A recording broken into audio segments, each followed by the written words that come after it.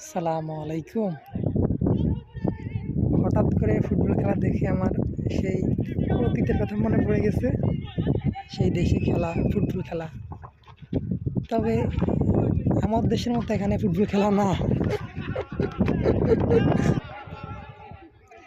আমাদের দেশে ফুটবল খেলা হলে মাঠের মধ্যে কোনো কোণা থাকলে বা ব্যথা পাওয়ার মতো কোনো বস্তু থাকলে সবার আগে উল্লাস সরিয়ে নেয়, কিন্তু এদেশে এগুলো নাই।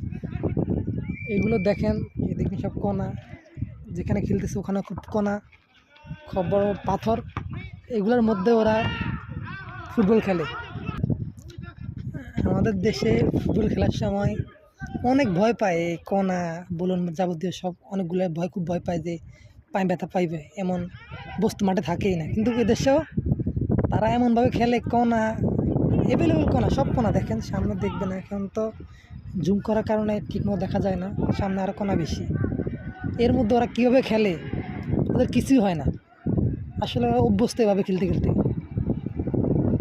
আমাদের দেশে ফুটবল খেলতে গেলে বা আদারওয়াইজ যে কোনো সমস্যা হইলে বাংলায় সর্বনিম্ন 8 দিন, নিচে 15-20 দিন বা 25 দিন লাগে প্লাস্টার অবস্থায় পা বেঁধে রাখা হয়। কিন্তু এদেশে 5 দিন, 7 দিন, 4 দিনে ওরা প্লাস্টার খুলে আবার আগের মতো দৌড়াদৌড়ি করে।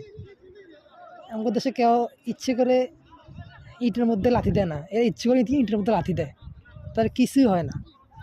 এবং এই আমার ডাকতেছে খেলার জন্য, আমি বলছি না, খেলবো না, দোকানে ডিউটি আছে, সেই জন্য খেলবো না বলছিলাম।